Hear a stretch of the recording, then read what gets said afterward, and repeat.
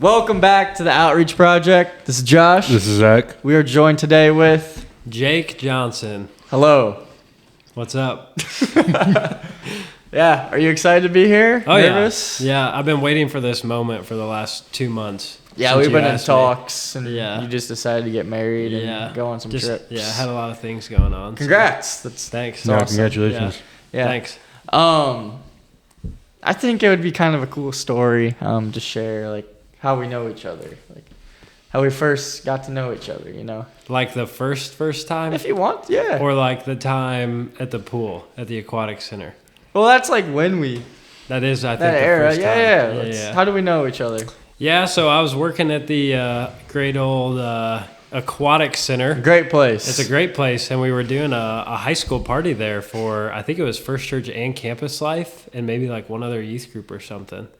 And a bunch of students there, and then there was a student that I heard about that was holding himself in one of the water slides while people were trying to go down, which is an absolute no when you are an aquatics director and trying to keep people safe. And so that's how I met Josh. I had to tell him if he kept doing that, I was going to have to kick him out of the youth group party. So. And then he hired me. And then I hired him. A great interview. No, so I'll shout him out. Andre Jordan and I were like, hey, we're going to do a slow race down the slide. And I wasn't losing, man. Let me tell you. But I was like probably a freshman. He was like an 8th grader. And Yeah. that's when we met. Yeah. Then I applied to be a lifeguard and you hired me still. And I hired you. Still, well, not sure if that was the right decision, but Probably not. We had a lot of fun. we did. Yeah. That was a good time. Did you It keep was. people safe? Yeah, Yeah. I never. Mission accomplished. Yeah. accomplished. A lot of people, when they say, like, were you a good lifeguard? I'm like, yeah, of course. They're like, did you have to save anyone? Well, I was like, well, kind of the point of lifeguarding is being proactive to where Yeah. you don't have Yeah. to save. And they're like, oh, so you were lazy. I'm like, what? That's not how that works. Sorry, no one drowned in front of me. Yeah. My bad. Yeah. So, Yeah. there's that. Yeah, so you were the you were the aquatics director for a while. What do you do now? Yeah, so I was the aquatics director. I also worked for Campus Life at that time. And then I transitioned. I actually took a summer off from working. I traveled around. I slept in the back of my car, ate PB&J, and I just traveled around and hiked and explored. And then I came on staff here at the center about 2 years ago. And so I worked I started a new high school program for the center, kind of combining with and partnering with Campus Life. Yeah. Kind of was overseeing the high school programs. And then recently I just transitioned into our community engagement director and donor relations role here at the center. So yeah. That's a bit of a switch. Yeah. it's What's a bit of a switch. What's the biggest challenge switching from, working with students every day to working with donors? Yeah, I think the hardest thing is helping people see that you don't just care about getting their money. Like you care about them and the community and the students, and obviously we need resources to be able to do ministry. But I think it's helping people see that I care about them and a relationship with them and like what's going on in their own personal life versus just getting their money, even though that's like a part of what we do as well, is just invite people in to partner with us if that's something they want to be a part of. So I think that's the hardest challenge with students. I don't know. I just found it to be kind of easy you're hanging out with students, you're building relationships with them, just kind of being present and showing up for them. It's really kind of similar. It's just a different audience that you're working with. You're talking now about how are your kids doing? How's your family doing? What are things going on with work? What are challenges that you're facing? So yeah, just kind of utilizing that as a ministry. So it's kind of similar. It's just a different audience, really. Yeah. Different maturity. Yeah, For sure. Yeah. Yeah, so we're in the center. Everyone that's not watching, can you tell us a bit what the center is, what the mission is, and whatnot? Yeah. So the center, we have a lot of different programs. Our thing is we're never going to be married to like a specific program, because the reality is that the world's always changing, like the culture is always changing. For students, their needs are changing. And so a lot of different programs. What we do is a holistic ministry approach. When students have needs as far as like maybe they don't have someone leading them and guiding them in life. So we have positive adults that step in. We have life coaching. So we do a lot of one-on-ones with students. We have a life coach that goes into the school during the school day and sets goals with them. And that could be anything across the board, from maybe they're struggling with a relationship with their mom. So your goal this week is to have a conversation with your mom about that. It could be you're struggling in this class. So you take, your goal is to complete these 3 assignments. It's all just situational, but really just trying to meet students where they're at, providing needs for students through different programs. And then through that, hopefully they're experiencing Jesus in some way. And like all of our programs are different, and they're targeted for different students or different needs. And so it all just depends on the program. But at the heart of it, we always use the analogy of like train tracks. So like students are jumping on at a lot of different places because they come from different backgrounds, different struggles, different situations. They're jumping on at different places, and our goal is to help them in life as long as they'll let us. And through that, again, hopefully they're experiencing Jesus along the way, because that's just a natural part of who we are as a staff here. So, yeah. Yeah, that's cool. Correct me if I'm wrong, but you guys recently have a new program where like students learn about God during the day. Yeah. So LifeWise Academy. Yeah. So LifeWise Academy is technically its own thing that started in Ohio, but because we really saw the value in it and what it was, we wanted to bring it to Whitley County. And so basically we partner with LifeWise Academy, but we've helped fund it initially so that way it could start here. So we started last year at Northern Heights. Basically there's 3 things that have to happen for students to be eligible for religious education during the school day. So this is like a law, a bylaw, I guess. And so students, their parents have to voluntarily sign them up. It has to be off school grounds, and it has to be privately funded. And so students get out of a class period, they go to an off-site location that's within a certain amount of driving distance, and they learn about the Bible. And so that's for elementary students. We started in Northern Heights in 2 grades last year. Now we're 1st through 5th grade there, and I believe it's 4th and 5th grade now that we've started at Kawesi. And so, they just get out of class. They have a curriculum through the Bible Project. We have Bible teachers that teach them the Bible, and they're going through like an actual plan over the course of those 5 years. Or if they're in 5th grade, obviously they don't get all 5 years, but the goal is for 1st through 5th grade, you're going to have a Bible plan that you're going through and learning about the Bible. Is that here? They drive to the center? So it all depends on the school. So Big Lake Church of God, they have like a parsonage that they kind of remodeled that they take them to for that one. I actually don't know where they meet for Kawesi right now, but it's an off-site location that's a close enough driving distance that they don't have to utilize a lot of the time driving. That way they can get them there quickly and have a lot of time with them Who and drives? get them back to school. We have different people that just volunteer to drive. Yeah. There's no driving rules or anything? Like, I mean, they have to go through like background checks, and it just depends on the vehicle they use too. Okay. I mean, they might have to have a CDL depending on what it is. But yeah, all of our people go through all of like the background checks or whatever it is that they have to be able to drive kids. Good. Yeah, that's a healthy thing. Yeah. We support background checks. Yeah. What are some other ministries you guys got going on right now? Yeah, so we have iLead. So iLead is students who get out of school for a day once a month. And so that's a leadership development program. It's all led by the students. The students create basically service projects that they want to do in the community and give back to the community. So last year we did a Christmas party at a nursing home. We went into Northern Heights one day and we helped the teachers with whatever activities they were doing, gym class, reading books to students, all those kinds of things. But the students lead all of it. So I show up, I facilitate it.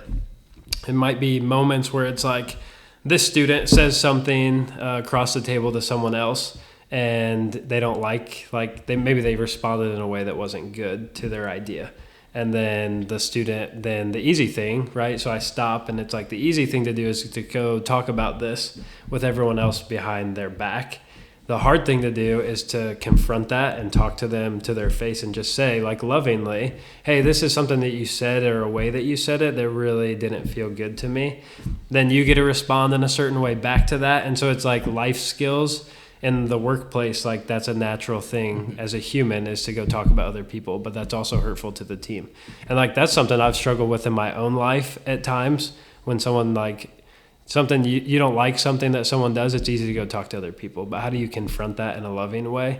And so it's things that I've learned in my own life that I still have to grow in and learn, where I'm trying to help facilitate like healthy conversations around those things. So trying to lead or build leaders through the iLead program. And again, they do it all. They do a budget for each project that they do. They turn in the receipts. They plan food for the day, team building activities. It's all led by the students. What age is that?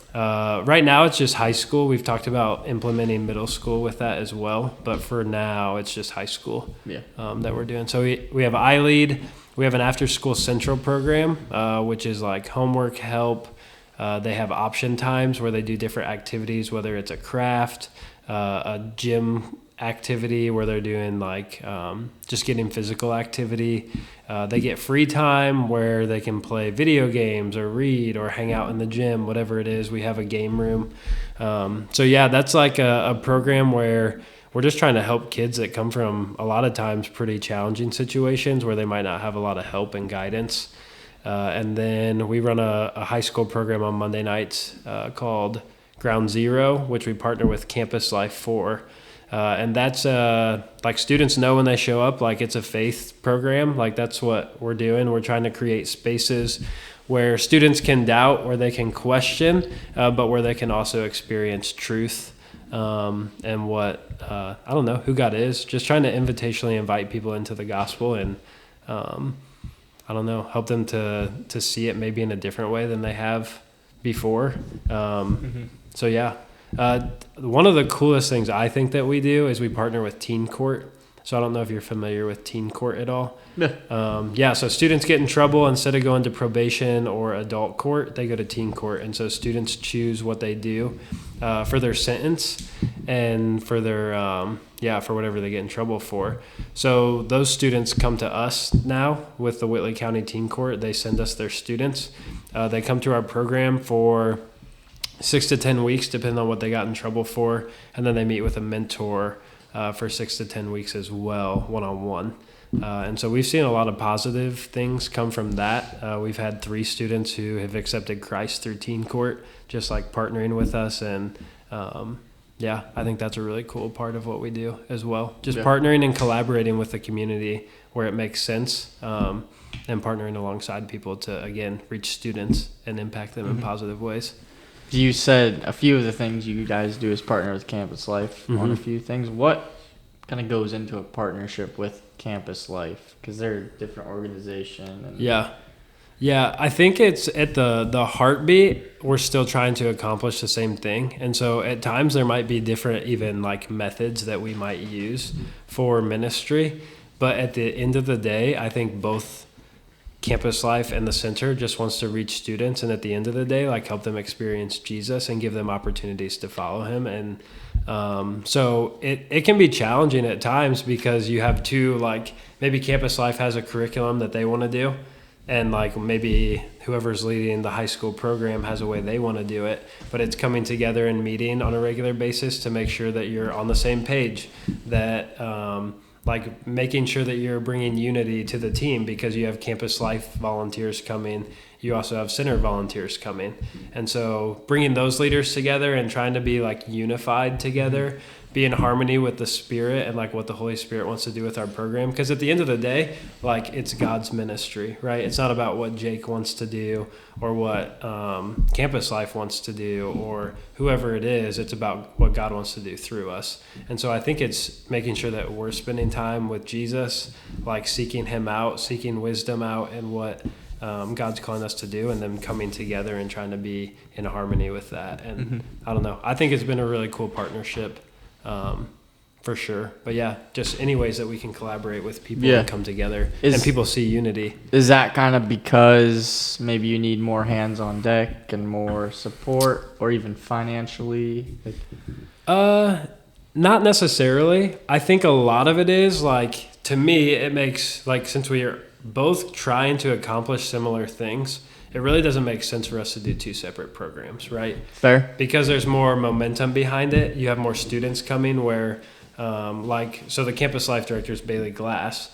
She's awesome. She's constantly going to the schools, doing a lot of different things with students outside of programming.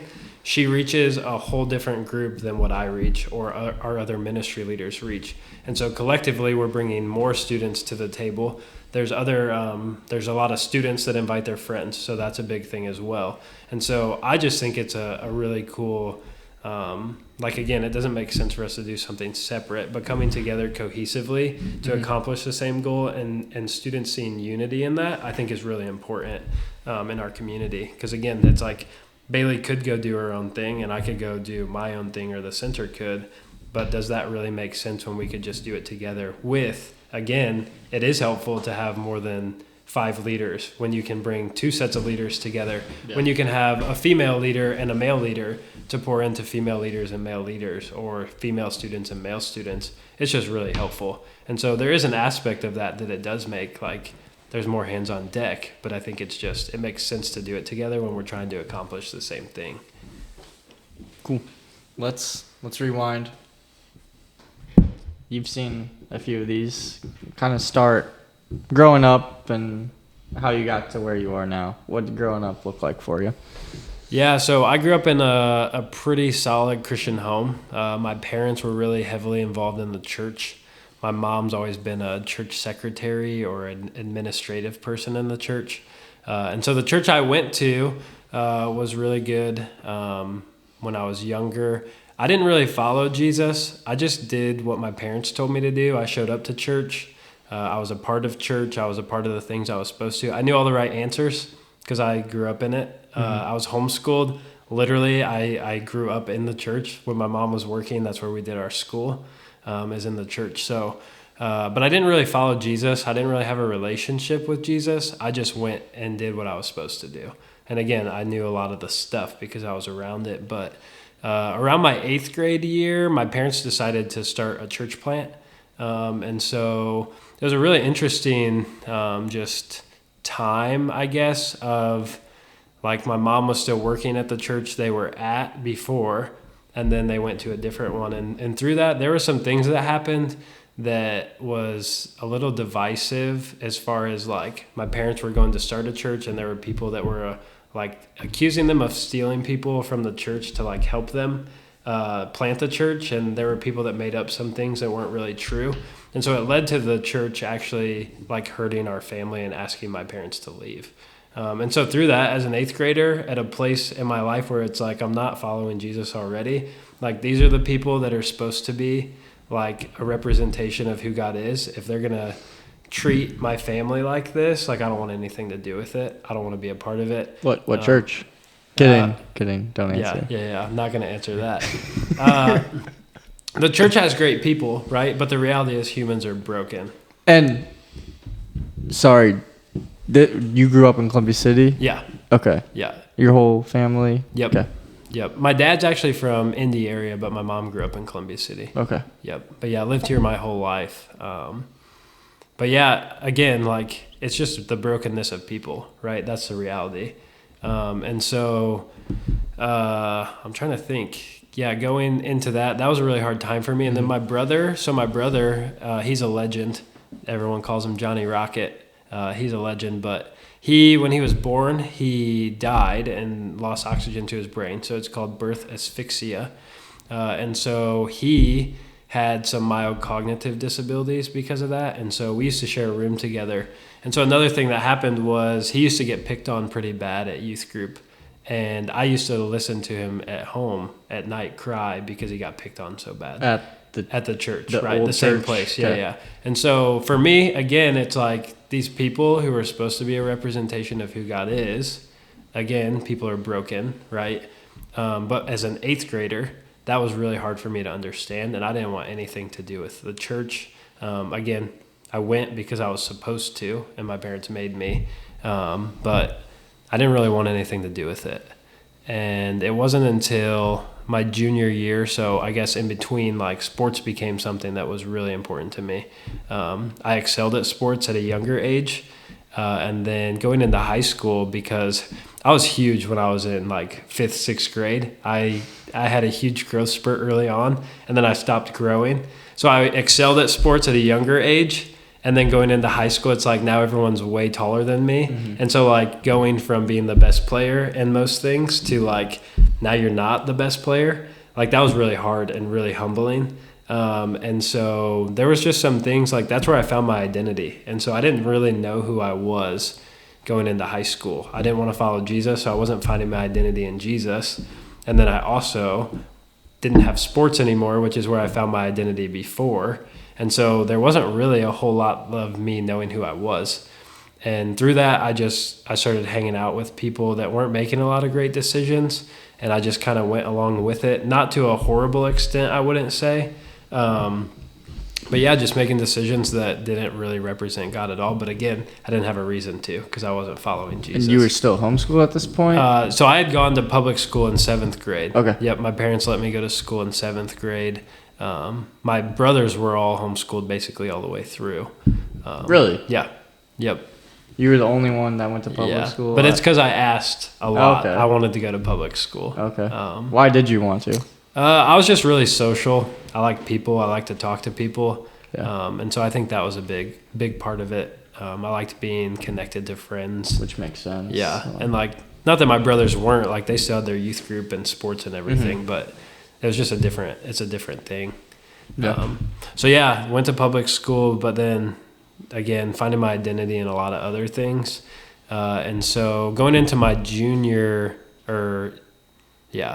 I'm trying to think, there's so many details, this could be forever, but going into my senior year, there was some stuff that happened with sports again where I was just not sure who I was and trying to find my identity. And one of my friends passed away in a jet ski accident, which was wild.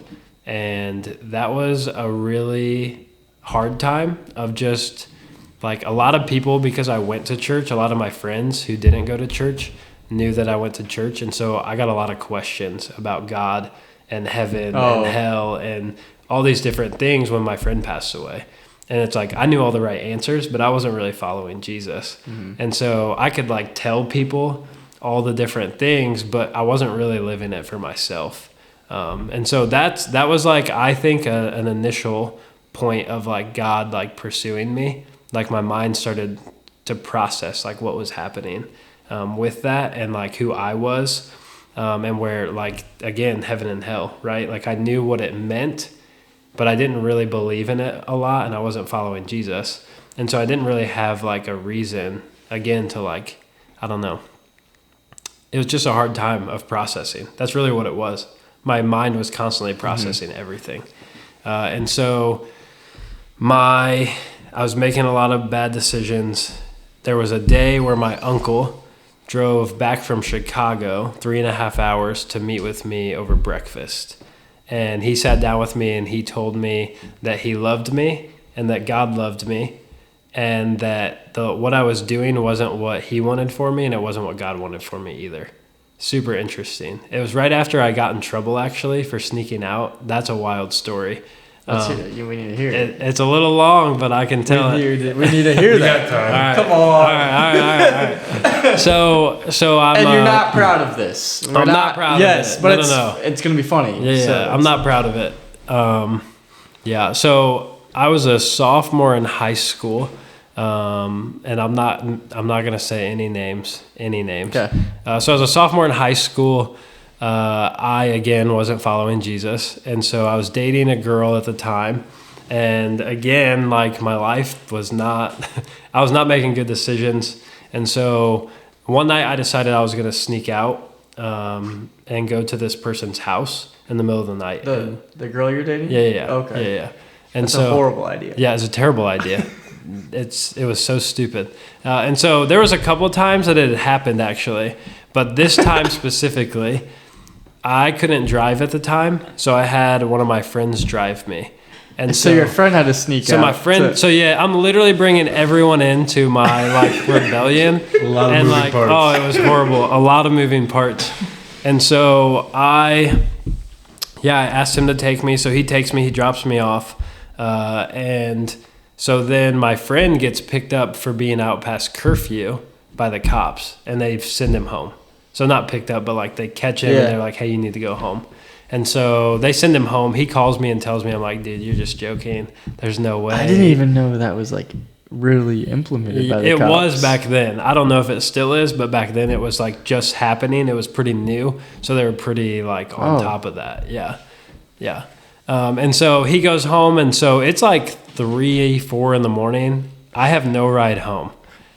And so I text and call everyone in my phone, like trying to get a ride from somebody, and nobody answers because it's 3 or 4 in the morning. Normal people are sleeping. And at that point, video games weren't as big, so it's like you don't got the sweaties up playing Superman. So it's like 3 or 4 in the morning, texting all these people. So I called my 7th grade basketball coach, because I'm like, he'll take me home and not tell my parents. Yeah, right. Yeah, so I call him. I have this, like, of all things, I have this massive, like, brick phone. It's like an old, like, Palm Trio something that, like, slid, but it would just die and not tell you, like, when it was going to die. It was awful. So I'm in the middle of a conversation with him. I've not told him where I'm at or anything. I just tell him I did something really stupid. I need a ride.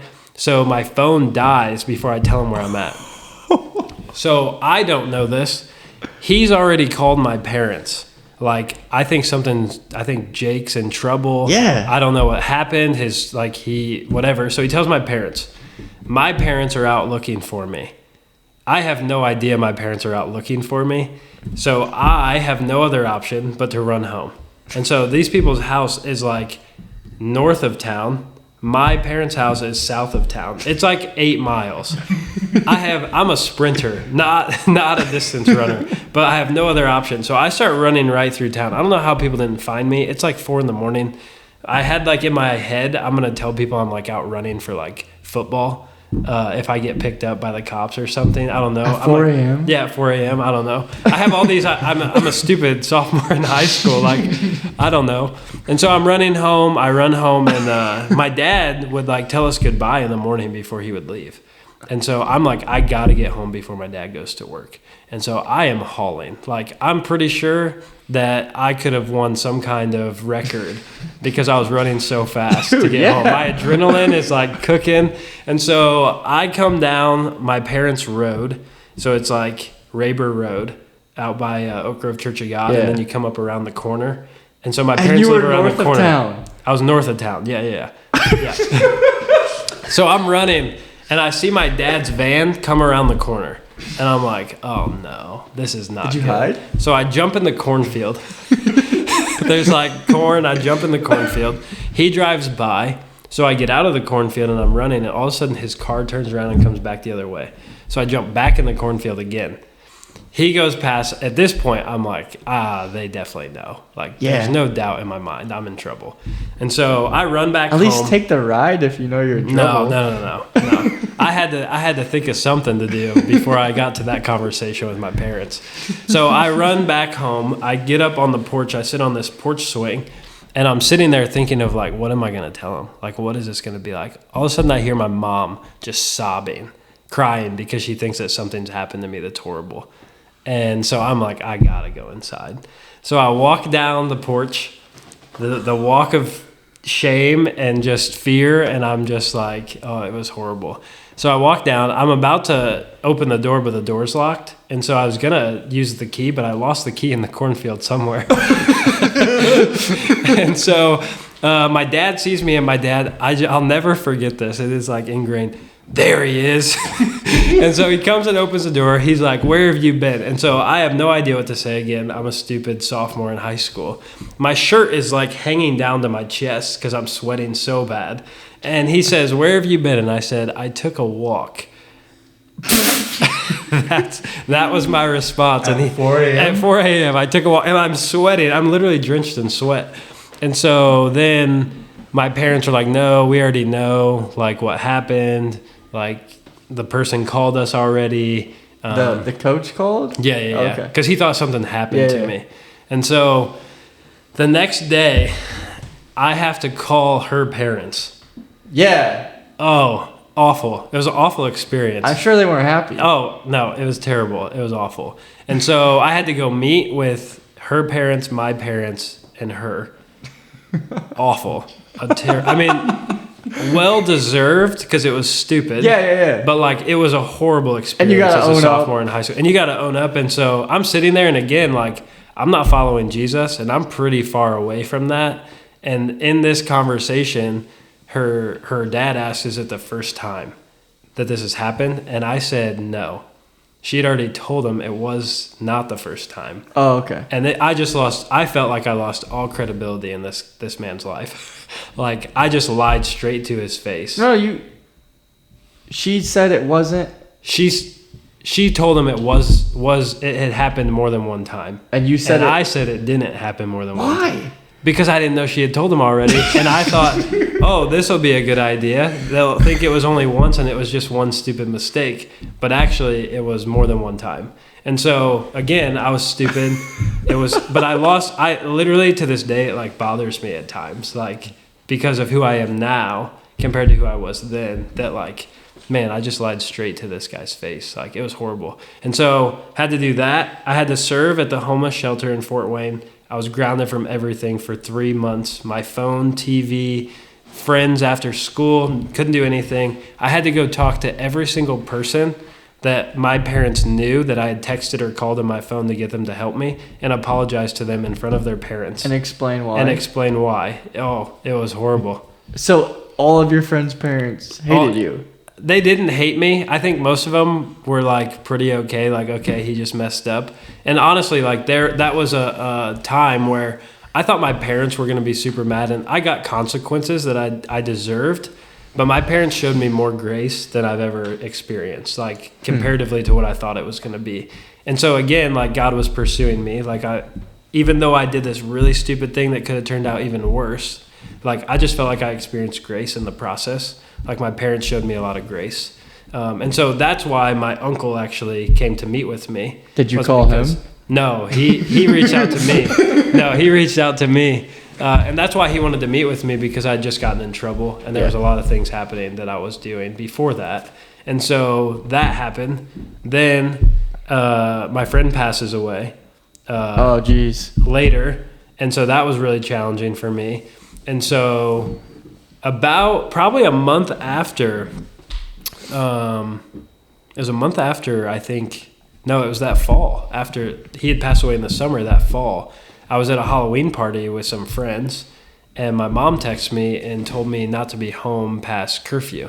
And so I have 2 people I got to take home. I've got like a 40-minute drive between taking everyone home and getting to my house. And so I take off like speeding. Mm-hmm.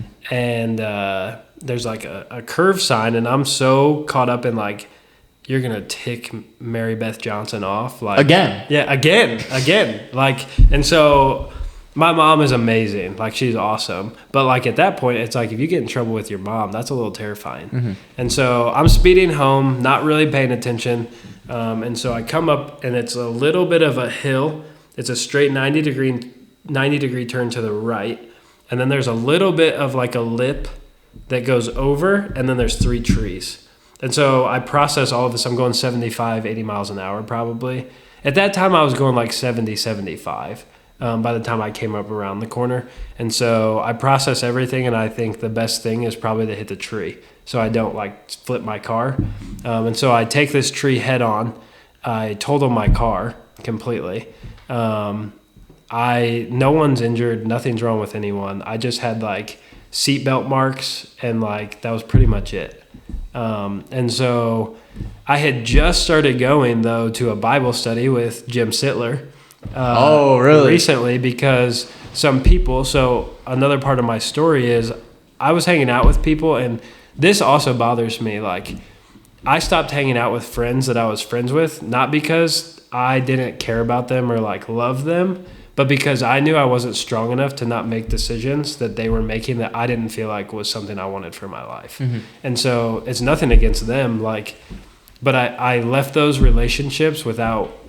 It was unhealthy how I left those relationships. It was pretty unloving how I left them, and that bothers me at some points. But I knew I couldn't be in those friendships and not make decisions that they were making that I didn't think I wanted to make. Mm-hmm. And so these other people ended up inviting me into FCA, Campus Life, youth group at First Church, Bible study with Jim Sittler. They invited me into all these different things, and I started seeing a different Jesus because they were genuinely following Jesus. And so comparatively to what my experience was in the past, I started seeing people who were genuinely following Jesus. And not that other people weren't, but what I experienced of the other people was the broken side, like the brokenness completely, mm-hmm. where this side was people who were showing me grace, who were inviting me in. And so I go to this Bible study, and so when my car accident happened, I had just started going to this Bible study, and I had my Bible sitting in the back seat of my car, like up in the window, the back window. And so the tow truck driver told my mom, "You guys got to come check this out." So we go check it out. The seat had fallen forward. My Bible fell in the seat, and then the seat closed on my Bible. So it's crazy. And so one page in the entire Bible. So think how many pages are in the Bible. One page is all crumbled up, and the rest of it is totally fine. And the one page was Isaiah 49.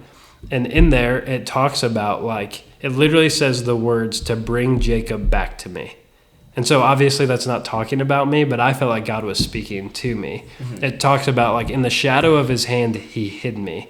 And so thinking about, like, this protection, he not only protected me physically that night, but he protected me spiritually, because if I would have died in that car accident, the reality for me was that I wouldn't have gone to heaven because I didn't have a relationship with Jesus at that point. I hadn't repented. I hadn't turned in a different direction.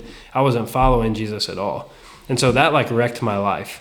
Like God was pursuing me, right? In all of these different situations, and I didn't deserve it. I don't know why he did. Like he pursued me through my uncle. He pursued me through the grace that I was shown when I messed up.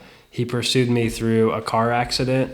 And literally directly speaking to me.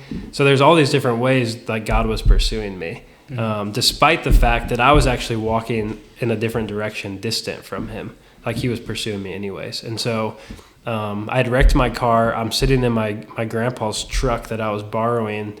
It was after Tyler had passed away, and I'm sitting at his grave, which is super interesting. But like I'm sitting at his grave, and it's raining outside, and I'm honestly like just pretty mad at God. Like, why did you let my friend pass away? Why are sports not going the way that I want them? Because that's where I was finding my identity. Why does everything feel like it's not like how I want it? Mm-hmm. And the song came on the radio that's bring me joy, bring me peace, bring the chance to be free, bring me anything that brings you glory.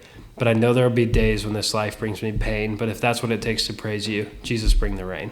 So it's like raining out. This is like an intimate moment I'm having with God. Like bring the chance to be free, right?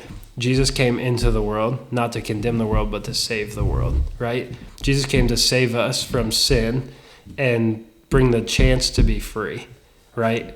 God had offered me the chance to be freed from my sin. And even though my experience with people who were supposed to be representing God was negative, I associated that with that is who God is, but actually those people were being not a great representation of who God is. And so again, not that those people are not good people, right? They're broken as well. But in their brokenness, that's who I associated with God, is the brokenness of people. not the parts of people when they're actually reflecting the image of who God is. And so in that moment, I decided I wanted to follow Jesus because of the grace that he showed me throughout my life in a lot of different ways. And again, even in the pain, because the world, or the Bible tells us, like, in this world you will have troubles, but take heart, I've overcome the world. So even in the pain, even in the bad representation of the church that I experienced, didn't matter, because God is the one that I have a relationship with, right? And it's not that, like, we have relationships with people too, and those matter too. But again, my representation of God had been skewed from different things, and I had associated it with things that weren't actually an image of who God was. And so then I decided I want to follow Jesus because he pursued me even when I didn't want it, even when I don't deserve it, right? He showed me grace and he showed me mercy. So yeah, that's why I decided to follow Jesus. I feel like he continuously pursued me. Like, And this was like senior year-ish? yeah, this was my senior year. Okay. Yeah. Yeah. I always use the story of the woman at the well. Like, it says he had to go to Samaria, right? But actually, people went around Samaria all the time because people didn't want to go to Samaria because Samaritans were outcasted. Mm-hmm. It says he had to go to Samaria. He had to go to Samaria because he had to meet the woman at the well, because that's what God wanted. He wanted to meet the woman at the well. So that's what Jesus did, and I feel like that's what he did in my life. He could have went around, right, even though I was distant and going in a different direction. Instead, he had to show himself to me, and through grace, right, he showed up, and I believe that he pursued me. And I think that's what he did with the woman at the well. And that's like my favorite story, just because I feel like that's who God was in my life. Yeah. From there, you went to Huntington? Yeah, I went to Huntington University, decided not to. I had a couple of scholarship offers for football, but decided to just go. I mean, that's a crazy story too. Showed up on campus at Huntington, visited because the girl I was dating at the time. Was it the same girl? No, different girl. No. I wonder why. That was cut off. Rightfully so. Rightfully so, that was cut off. Fair. So went to Huntington, visited with the girl I was dating at the time. I really liked it. I kind of wanted to go there, but I was like, why would I go here if I can get scholarship money for sports? And so met with someone on campus that my mom knew from growing up, and he made a phone call, and he said someone who was supposed to come to Huntington had a scholarship, and they turned it down this morning, and the person who was giving the scholarship said that we could give it to you if you decide to come here. So I felt like that was God, like, I want you to go to Huntington. Just completely opened the door. I studied ministry for the first 3 years. I kind of switched majors a few different times, and then I ended up switching to sports and rec management by my senior year, and that's what I graduated with at Huntington. Yeah. Well, there's a big difference. Yeah, it was. I studied sports and rec ministry and youth ministry, and so a lot of my classes overlapped from the sports and rec side. Okay. But they wanted me to do Prime, which is like a 7-month internship. You got to be 100 miles away. There's all these rules. But I was leading a youth group right out of high school. I don't know why they hired me. But I was leading a youth group and kind of trying to build it, and I felt like that's where God wanted me. And so I didn't feel like I could leave that, and that's why I switched majors, actually, because I didn't have to do Prime through sports and rec management. Huh. And so I still just kept doing the youth group thing, and yeah. Interesting. Mm-hmm. And from there, you worked at the pool, campus life. Yeah, I worked at Huntington in admissions for a while, which was crazy. I went to a church in Fort Wayne. There was something that happened there that like just blew up, like my second day on staff, it seemed like. And it was not a good situation. What was your role supposed to be there? Middle school pastor. Oh. So I was super excited because I was about to like learn from someone else, like be led, be mentored. That person was great. There was a lot happening with the church that was unhealthy at the time. And so that was pretty short-lived for me. I was there for that season, and I was trying to be present, but then I came back to the pool. Columbia City is also what I love. Yeah. Like Whitley County is what I love. And so it was really hard for me to be present there because I just always loved Columbia City. That's where I felt like I wanted to be to pour into the community I grew up in. So came back to the pool as an aquatics director, knew nothing about swimming. But I had Didn't a even know sports how bike. to swim. Didn't even really know how to swim. I was a doggy No, I'm paddler. kidding. I was a doggy Wait, paddler. I was joking. You don't know how to swim? no, I know how to swim. Okay. But like growing up, I was a doggy paddler. Did you get certified? Do what? Oh yeah, I got Yeah, certified. okay. By the It grace didn't- of God. To be I got honest, it certified. really didn't take much. No, and no, no, that's really scary. Yeah. No, by the grace of God, I got lifeguard certified. But that was cool. I mean, it was a different ministry opportunity. With you're in and out with people in life every single day, Yeah. like for 6, 7, 8 hours, whatever it is. What's your favorite and most challenging pool moment? Favorite and 'Cause most I think a lot of challenging people pool listening moment. to this might have worked under you. Yeah. Favorite and most challenging? I think the most challenging thing was trying to figure out how to lead a lot of different people and create like a positive culture for a bunch of high school students who come from different backgrounds, different sports, Yeah.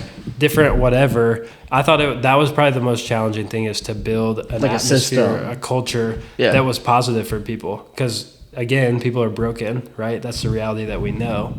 And so, yeah, I think that was really challenging. And also, my heart has always been ministry and like sharing the gospel with people. And so you got to figure out like strategic and unique ways to be able to do that in a setting like that. And that was really challenging for me at times too, because it's like some days I just wanted to I just want you to know about Jesus. Like, I just want you to know that there's a God that loves you, that sees you, that has a plan for your life. And so that got challenging at times. And I did that at times too. Yeah. But you couldn't just every day go in and like, hey, you all need to start following Jesus. It was a relational like ministry, and figuring out how to do that in ways, and being Holy Spirit led, right? Being led by the Holy Spirit, because it's not about what I want to do, but what the Holy Spirit wants to do through me. So yeah, that was probably the challenges. The best thing, are you talking like specific memory or Yeah, or like a good memory or your favorite thing to do. Or... My favorite thing about working at the pool, honestly, was lifeguards would come in for a break every 15 minutes, and I would sit there and talk to them about their life. Yeah. That was honestly the best part about working at the pool, is like you're just getting to know people and their life every single day. And also, like, work isn't always fun. And so to be there to like encourage lifeguards, like even when they're having a bad day, like, hey, how's your day going? Like, what's things going on in your life? How can I encourage you basically and serve you? Mm-hmm. Like, that's how I see leadership, is like, how can I come alongside you and serve you? So I thought that was really cool. I really liked the after the pool closed, hangouts with the lifeguards, where we would go down the slides and stuff. And do slow races? Probably some things that were a little questionable from a safety standpoint, but it was an awesome time. It was a blast. It happened. It did happen. Sorry about it. Yeah, it's in the past, I guess, What's the most questionable thing? that we ever did. Yeah. When we had about a 12-person, like, grab the ankle of the person in front of you going down the slide together, that was probably the most questionable thing. Or there was a time, this was not something that was acceptable or that I would allow, but someone jumped off the high lifeguard chair in the shallow end of the pool. That was questionable. What? But I had to yell at them for that one. On, like, during the pool It hours? was no. It was after pool hours. Oh, okay. Yeah, I just look out of the window and I see a high schooler jumping off of the tall chair in the shallow end of the pool. So You know that was not acceptable, though. That was not something I allowed. the vortex? I I don't believe this was under your management. I don't remember. But some individuals would like try to jump and land on the center. Oh yeah. I don't think that was under me, but I was an assistant manager for a couple years, Yes. and I think it was during that time. Yeah. I think you were there. Yeah. That was always a challenge. It would hurt your feet though. Oh, for sure. Yeah. How do you know? Yeah, just some lifeguards tried that. Some of them. I wasn't the only one that Yeah, tried yeah. it. But like, can you say that on the internet? I don't know. What? That you broke a pool rule? I don't. I mean, I don't know if I there's think any. you're good. I don't know if there's any consequence for that now. I don't think know. they have authority Yeah. on you anymore. And I'm not saying to go do it. Right. Please don't. Right, It's don't do stupid. it. It's actually Yeah. not a good idea. It's a horrible idea. You could Yeah. really get hurt. Yeah. But it did happen. Zach, have you ever ran at a pool? Oh, yeah. Oh, Yes. Now Zach's under blast. yeah. All right. Kind of what are some things you're into now? Just hobbies, interests. Like, what do you do? Yeah, so one thing I really like doing is traveling and speaking. So I speak at youth retreats, camps. I don't know. I've done men's retreats. I've preached at a lot of different churches. So whenever someone asks me, I pretty much say yes. It's a little different now that I'm married because I can't just say yes every time. I got to take a second person into consideration. But so far, Has that got you in trouble yet? not yet, because I always ask her first before I respond to someone. And for the most part, she knows that's a part of like who I am. It was part of It's the gig. Yeah, it's a part of our ministry together now. Like, she is so good at being supportive. She's so good at like connecting with students while we're at those types of things. And so it's kind of a fun, like, I'm the speaker, but she's the one connecting to some of the girls like that are there. And yeah, just pouring into them. So that's something we really like. We like just going to national parks. So we have, it's like a wooden sign, and you put these little trees in every time you go to a national park. So we like that. We travel hack. I don't know if you're familiar with travel hacking. Travel hack. Yeah, travel hack. Like So, TikToks? They might have it on TikTok. But basically, we took like a class that someone told us about. And so we jumped on. It's like a 3.5, 4 hour class that teaches you how to basically, some people might frown upon it. I don't know. I think it's okay as long as you're doing it in a natural spending way. But you basically get a lot of credit card bonuses. And so it's a process. It's a process of like taking, here's a credit card that you just took out, and you hit the spend bonus through your natural spending, right? Make sure you have the money to pay it off ahead of time. And then you like, there's all these different rules to it, but it doesn't hurt your credit if you take out credit cards at certain times. And so then you take out a credit card later, and then you close this credit card, and then you hit the next bonus. And so we have a bunch of points like racked up already through travel hacking because we had our wedding. So we were already spending on that. That sounds dangerous. So then we hit the That bonuses. sounds like fraud. It is maybe a little dangerous, but we like to live on the edge a little bit. Yeah, I'm not going to be doing Yeah, that. but no, hey. I mean, it's all through natural spending. It's all through natural spending. We don't spend, because it makes no sense to spend extra to get bonus points. You might as well just use your money. So it's all through natural spending. We just hit credit card bonuses. Like, And that's fair. yeah. But So like if we have a dentist like appointment and we have to pay for it, we get like an HRA. So we pay for it and then we get reimbursed. So we just put that on a credit card and hit a bonus. And then we get reimbursed for it, and then use that money to pay the credit card. So there's all kinds of things to it, but yeah, I won't be joining, but yeah. You can stick to that. Wolf. Yeah. Sarah's really smart, so she's really good at that kind of stuff. okay. Yeah. What kind of things? Like, we played some 2K one time. Oh yeah, 2K is like, man, if there's someone in Whitley County that can beat me at 2K, just like some people play online a lot. I don't Yeah. really do that as much. But if we're talking like I'm playing with the Indiana Pacers and you play with anyone else, I feel like I have a pretty good chance of beating you. No, and So- like back in high school, I was on a 2K grind. Like Mm-hmm. that's all I would do on my free time, and I would, it's like, oh, I play my career all the time. I could cook you, and Yeah. I got cooked. So I played 2K since 2K3 with Allen Iverson on the case yeah. on GameCube. And I've gotten 2K every year since that. It's Do you have 24? I do. Really? Yeah. Is it good? I haven't played it a lot yet. It's harder to play when you're married. But me and my brother play a lot of 2K, so we haven't really played it a whole lot yet. But yeah, Interesting. yeah. And Toy Story is a Oh. fascination. Is that I love Toy Story. Big fan. Yeah. Me and Toy Story have a lot of things in common. It came out the year I was born. The year I was going off to college was Toy Story 3 when Andy was going off to college. It's So- basically about you. It's literally it's my story, and so no, I do love Toy Story though. I love it. I think it's awesome. So yeah, big fan of that. I love playing board games. Catan? I do like Catan. Yes. Yeah, I like board games. Forbidden Island, big fan of Forbidden Island. Trying to think what else we play. I don't know. Me and Sarah both like board games a lot. But yeah, traveling, board games. I like spending time with people. Traveling and speaking, though, the combination of those two things is like the greatest thing. Yeah. I just love it. And now doing it with Sarah is like a lot of fun. You did Bear Lake Camp this summer for a week. did. How was that? It was good. The theme was living water. So a lot of water stories. Okay. yeah. Like walking on water? No, I did No? the classic woman at the well. I did Isaac when he redigs the wells. Okay. What You else didn't- did I do? Talk about walking on water. No, I didn't do that one. Is that too basic? Or? Oh, a little bit. Oh, okay. No, the woman in the well at the well is pretty basic too, though.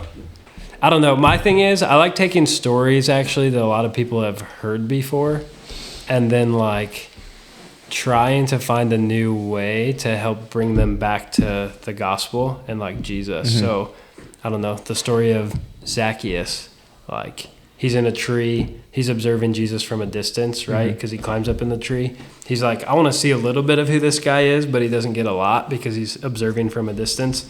And then Jesus is like, Zacchaeus, he calls him by name, right? Tells him to come down out of the tree because I want to come over to your house today. And it's this idea of like a lot of people observe Jesus from a distance, right? They observe him through social media, scrolling through TikTok, watching pastors, watching or listening to podcasts, whatever it is, right? People are doing all these things, observing through a youth pastor, through their pastor, through a leader, whatever it is. But Jesus is calling you by name and saying, I want to come over to your house or into your life and have a relationship with you. And then it's when Jesus goes and has this relationship with Zacchaeus that then he becomes transformed and changed, and then we see his life is different afterwards. And so just taking stories like that, like Zacchaeus is talked about a lot, I feel like growing up when I was in the church. And so taking that story and then trying to like bring that back to the gospel and bring it back to Jesus. That's what I like to do. So I tried doing that with some of the water stories this summer. Okay.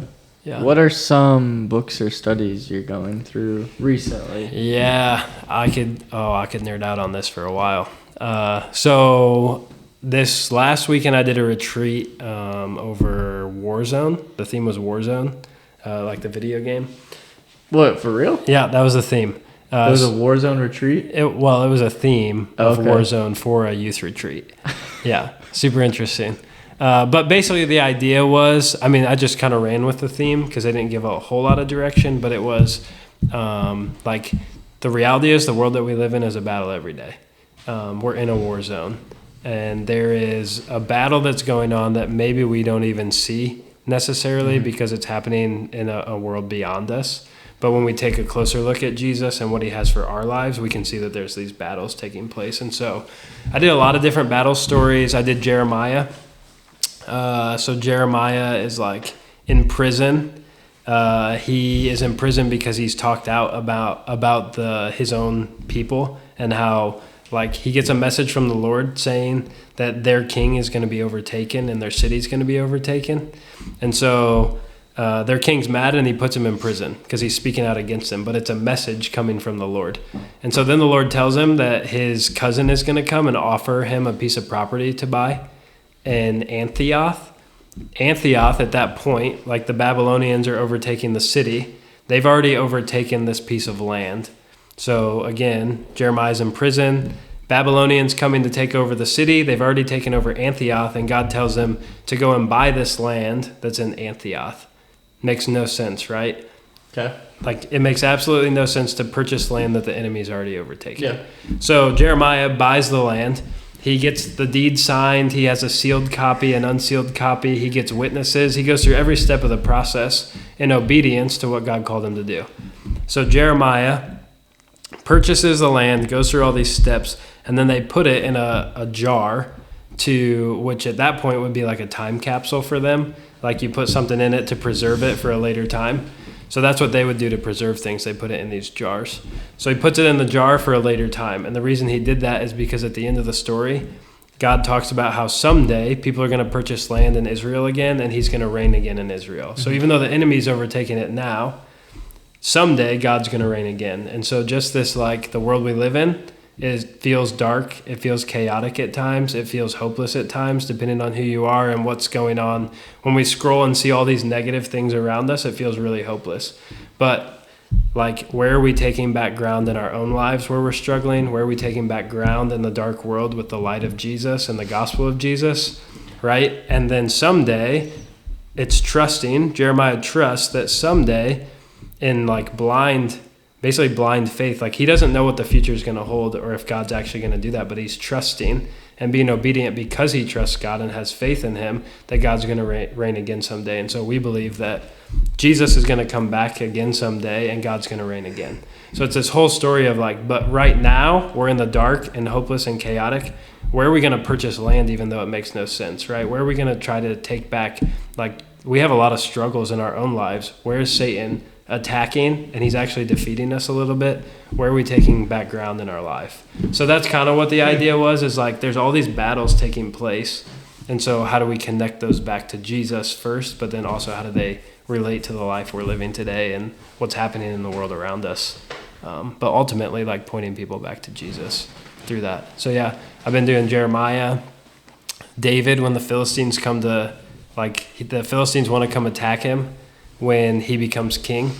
And so then he goes to his stronghold. So a stronghold is a place where the enemy can't get in. It's like a place where it's like a fortress. And so he goes back to that and he asks God what he should do, right? So he's spending time asking God what he should do. And then when he does that, God tells him to attack the Philistines. So he attacks the Philistines.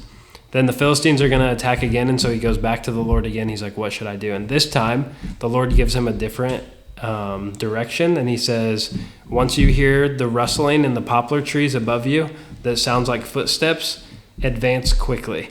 So it's like this story of the same situation and scenario. Both times David goes to God and asks him for direction, right? It's spending time seeking God and his wisdom.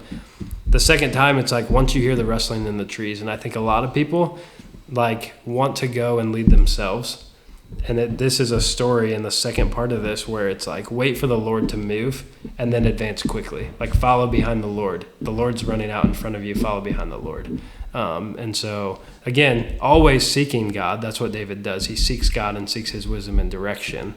So it doesn't mean we just sit back and do nothing. But like, then wait for the Lord to move out front and then advance quickly behind him, because we're following the Holy Spirit and God and what he wants for us. So yeah, just studying different stories like that, battles. There's some crazy stories in the Bible of battles, like Ahab, who like disguises himself so they won't know who he is, because the enemy is going to come and they just want to focus on killing him. So he disguises himself, but then he accidentally gets hit by a stray arrow and like ends up dying anyways. It's crazy. It's a crazy story. Elisha gets surrounded, and then there's chariots and horses that are surrounding him. And all of a sudden, he tells his servant, who's like freaking out that this is happening, he prays and asks God to open his eyes so he's not blind anymore, to see that they have horses and chariots that are on fire, like the army of God. I don't know. That's just crazy, the different battle stories. So that's what I've been studying a lot recently. A lot different than battles now. Yeah. Yeah. You get on Twitter and send missiles. Yeah. So yeah, just a lot of battle stuff, really. Yeah. Because I do think there's a battle going on every day. Yeah. Like, what does it look like to take back ground in Christ? So, yeah. And newsflash, the battle is already won. Yeah. Yep. So, yeah. what side do you want to be on? Right. Right. I want to win, but Yeah. hey, to each their own, I guess. Right. But cool. You touched a little bit on traveling. Not sure if you know this question is coming or not. We ask every guest the same ending question, which is, what is your dream vacation? Oh, dream vacation. and there's no limitations. No limitations. Yep. Honestly, this is tough. What I think would be so cool is to take a trip to Alaska. I want to go Drive or fly? fly. Okay. I want to take one of those little hopper planes or float planes. Okay. It's called it's like Katmai or Katmai, I don't know. But it's where a bunch of grizzly bears fish for salmon in the river. I think that would be super cool. And then Are you hunting or no, watching? I just want to watch. Oh, okay. I want to get a big old camera and I just want to take a lot of cool pictures of grizzly bears catching salmon in the river. And then I would do dog sledding if I could. That's what my dream vacation would be. And Northern Lights. Yes, I mean all of that stuff that comes with Alaska, and I think that would be amazing. So, yeah, That's sick. yeah, Who are you going with? Sarah, all day. Okay. Yeah, all day. Good answer. Yeah, yeah. Well, she's got to do all the travel hacking, so I can afford to go. Oh my god. No, dude, you don't have to travel. No travel hacking in our. No, it's been fun. Thank you for coming on and sharing all of this. We appreciate it. Do you have any thoughts or anything you want to end with, or? I think I don't know. My heart is. I always use this analogy for a lot of things, but like the automatic doors at Walmart. Like one day I'm sitting in the Walmart parking lot.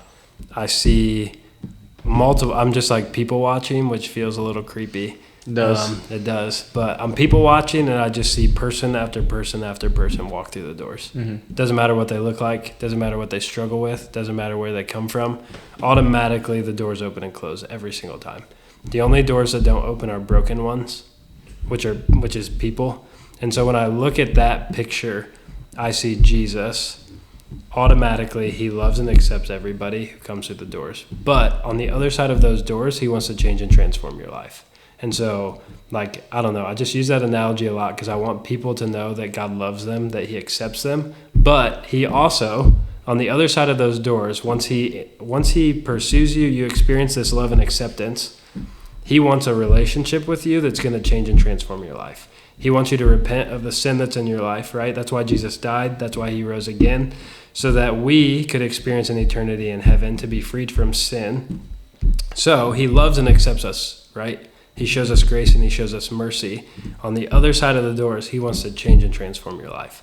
If you have a relationship with Jesus and you're following him, like your life should look different than it did before you started following him.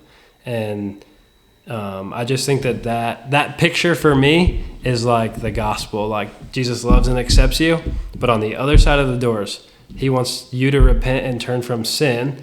But he wants to free you from that sin. That's why he came into the world. And he wants to change and transform your life. And so that's what I just want people to hear. If you don't hear anything else from what we just talked about, I just want people to know there's a God that loves you, that sees you, that has a plan for your life. And I think that's why Jesus died, is so that we could experience freedom from sin and so that we could spend an eternity with our Father in heaven. So, yeah, if people don't hear anything else, I feel like that's the most important message for me. So. That's definitely the most important message. Yeah. Who cares who we are if, they can know who God is. So. Right. And hopefully they see it through us. But Yeah. And just thank you guys for what you're doing. I think this is really cool I think we need more of this where people are getting to hear people's stories, to hear what God's been doing in their life and what's happening in the community. So who's someone you would like to hear from? Ooh, someone I would like to hear from. That's a good question. You know who I actually think I would like to hear from, but I don't actually know him that well? Okay. Dave Wyringa. He's been on. Has he? Yeah. Oh, I haven't heard that one. We'll send you a link. What? We'll send you a link. Okay, yeah. I didn't know he had been on. Yeah. Dave Wyringa. I'm trying to think of someone else that could be new. Brady Mullet. Oh. Brady Mullet would be awesome. He'd be good. Yeah. I don't know. There's quite a few different people I think would be good, but yeah, and it helps when our guests and also listeners, kind of, if you know Brady, be like, hey, you should check it out, and they would love to have you. So definitely be in their ear, and if you know Kevin Eames, get in his ear too. Yeah, Kevin Eames. I'll try to get a hold of that man. He's a busy guy. He is. I love Kevin Eames. Yes. He's great. No, of course. Well, thank you for coming on. Listeners, viewers, thank you. We appreciate it. And we just want to grow this community, but also glorify God and maybe lead some people to Him in that process. So thank you very much. We appreciate it. And we'll see you next week. Peace. Peace. Peace.